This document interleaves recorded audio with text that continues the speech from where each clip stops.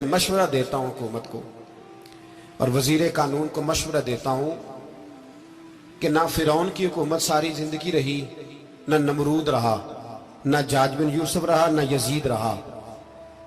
और यार दरबारी बन के हुक्मरानों की चापलूसी करते करते तुम यहां तक आ गए हो कि अब नबी पाक की इज्जत को हाथ डालना शुरू कर दिया है। और आप यकीन करें सियासी जमातों का इतना बुरा हाल है कि इनके लीडर के बारे में कोई बात करे तो पागल हो जाते हैं ये एहतजाज कर करके। और उसने डायरेक्ट कह दिया कि खत्म नबूवत का मसला ही कोई नहीं, जो दीन की बुनियाद है, किसी को परवाह नहीं। मुझे तो उन लोगों की फिक्र हो रही है जिन लोगों ने इन्हें वोट दिए हैं, वो अल्लाह को क्या जवाब देंगे। और ये अल्लाह माशाल्लाह सारी सियासी जमातें इस तरह की। और मेरा वजीर कानून साहब को भी मशवरा है कि जिंदगी बड़ी थोड़ी है, बड़ी थोड़ी। अल्लाह सबको माफ करता है, अपने रसूल के गद्दारों को माफ नहीं करता। और यहां तुम्हारी गाड़ियों पे झंडे लगे हुए हैं, वहां भी तुम्हारे झंडे लगेंगे, पर इसलिए लगेंगे कि ये गद्दार है नामूसे रिसालत के। ये झंडे लगेंगे। शर्म करो और डर जाओ, बस कर दो। तुम्हारे मुंह में अब दांत पूरे नहीं रहे। कोई शुगर का मरीज है तो कोई ब्लड प्रेशर का, तो कोई हार्ट का, तो कोई कैंसर का। शर्म करो और अपनी कब्र की भी थोड़ी सी फिक्र करो। बताओ पाकिस्तान के कितने सदर गुजरे, वजीर आजम गुजरे, तो उनकी कब्रें कहां हैं? कोई जाता है उनकी कब्रों पे? किसी को खबर है? क्यों अपने लिए जहन्नम इकट्ठी करते? सारा कुछ दुनियादारी रह गई है, सारा कुछ सिर्फ यही रह गया। हजरत अबू बकर सरदार थे, हजरत उमर सरदार थे कबीले, हजरत उस्मान सरदार थे। उन्होंने सरदारियों को ठोकर मार के रसूलुल्लाह के कदमों में बैठना पसंद की। सरदारियां छोड़ के गुलाम बन गए। तुम सरदारियां बचाने के लिए रसूलुल्लाह की गद्दारी करते हो, शर्म नहीं आती। और कौम शिकवा है मुझे इन लोगों से जो मौलवी तो कह देते हैं तू सियासत नकार, और किसी सियासतदान को मना नहीं करते कि जब तुझे सूरत फातिहा भी नहीं आती तो तुझे किसने इजाजत दी है इतनी बड़ी बात। और मैंने पिछले से पिछले जुम्मे भी कहा था, फिर कहता हूं और ऑन दी रिकॉर्ड कहता हूं, मरज़ई कल भी काफिर थे, आज भी काफिर और कयामत तक। और जो उनके कुफर में शक करे वो भी, और पक्का बेईमान है, काफिर है। वो वजीर कानून हो या सूबाई हो या विफाकी हो, मन शक्का फी कुफर ही फकत कफर। जो मरज़ई के कुफर में शक करे वो भी काफिर है। हमारे रसूल आखिरी रसूल है। हम किसी को ये इजाजत नहीं देंगे कि वो खत्म नबूवत में रखड़ा डालने की कोशिश करे।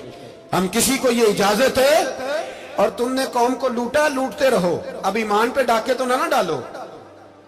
तुम्हें दौलत लूट के पेट नहीं भरा, अब ईमान लूटना शुरू कर लिया। तुम्हारा फैक्ट्रियां लूटकर, कौमी खजाना लूटकर पेट नहीं भरा। बेईमानो, अब दीन बेचकर अपनी हुकूमतें पक्की करोगे। और वो लोग भी तैयार हो जाएं जो इन बेईमानों को मुंतखब करते हैं, उनसे भी सवाल करेगा खत्म नबुव्वत का मौजू क़यामत के दिन कि तुम बताओ। इनको सपोर्ट करते थे जो रसूलुल्लाह सल्लल्लाहु अलैहि वसल्लम के बाद भी किसी नबी को नबी मानना दुरुस्त जानते थे। शर्म आनी चाहिए, ख्याल होना चाहिए। और मैंने कहा कि हमारा दिल नहीं चाहता, आप यकीन करें, हमें शौक है जुलूस निकालने का, तुम्हारे खिलाफ बातें करने का। तुमने रोज थर्मामीटर निकाला होता है, चेक करते हो कि ईमान कितना है कितना नहीं है। ये पाकिस्तान अगर सूबा सिंध है तो हजरत अब्दुल्ला शाह गाजी का है, अगर बलोचिस्तान है तो हजरत बाबा अब्दुल रहमान का है, और अगर पेशावर है तो वो सूफिया का है, और अगर ये धरती पंजाब है तो ये दाता अली अजमेरी की है, ये बाबा फरीदुद्दीन की है। इसमें किसी गद्दार को कब्जा करने की इजाजत बिल्कुल नहीं मिलेगी। और हम वो लोग भी नहीं जो चुप करके अंदर सोते रहे, कौम जो करती है करती रहे, हमें परवाह नहीं। ना, ऐसी कोई बात नहीं। कोई बंदा ना समझे कि इन्हें होश नहीं, इन्हें पता नहीं, हमें सारा कुछ ही आता है। फिर अगर कल को कोई मुमताज कादरी पैदा हो गया तो शिकवा ना करना। कल को फिर से आमर चीमा निकल आया तो शिकायत ना करना, याद रखना।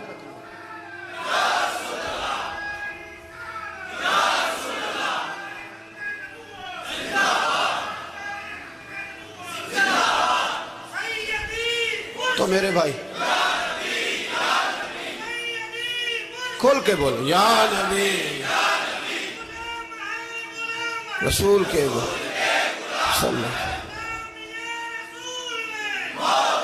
تو یہ مشورہ ہے،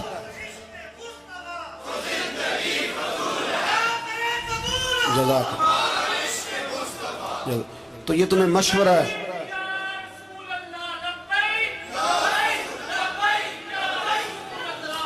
میری بات سنیں، یاد رکھیں، یہ لوگ بعد میں پچھتاتے ہیں، پھر مناظرے کراتے پھرتے ہیں، اس نے صحیح کیا کہ غلط کیا، پھر انہیں ہوش آتی ہے بعد میں، پھر ان کے ہواری نکل کے میدانوں میں دلیلیں دیتے ہیں۔ اس لیے ہمارا مشورہ ہے انہیں کہ یہ اپنی حد میں رہیں، اور جو کام تمہارے ذمہ، میں نے کہا نا تم نے بڑا لوٹا، یہ قوم روز تمہیں موقع دیتی ہے لوٹنے کا، یہ موقع دیتی ہے، تو تم نے دولت لوٹ کے پیٹ نہیں بھرے، اب ایمان لوٹنے کے چکر میں آ گئے ہو۔ یاد رکھو، مسلمان گناہگار ہیں، غدار نہیں ہے۔ تمہیں دولت لوٹنے کا تو شاید موقع مل گیا ہے، پر ایمان لوٹنے کا موقع نہیں ملے گا، تو اس لیے اس کو لگام دو۔ اور ویسے بھی کتا جو پالتو ہوتا ہے نا، اس کو گھر کے اندر سنگلی سے باندھ کے رکھنا چاہیے۔ یہ تمہارے بوٹ چاٹتے ہیں، بھونکتے ہیں، تمہارے حق میں وزارتیں لیتے ہیں، ہم نے تو کوئی وزارت نہیں لی تم سے، اور نہ ہمیں شوق ہے، اس لیے کہ ممبری کیا کرنی ہے جس کو ممبر رسول عطا کر دیا جائے، اس نے کیا کرنی ہے یہ ممبریاں، اس کو پکا ممبر رسول دے دیا جائے، تو اس لیے اس سے باہر آؤ۔ میں نے کہا بڑے بڑے نمرود، فرعون، قارون دفن ہے، تمہارا بھی نام تک نہیں ہوگا، بالکل نام نہیں ہوگا۔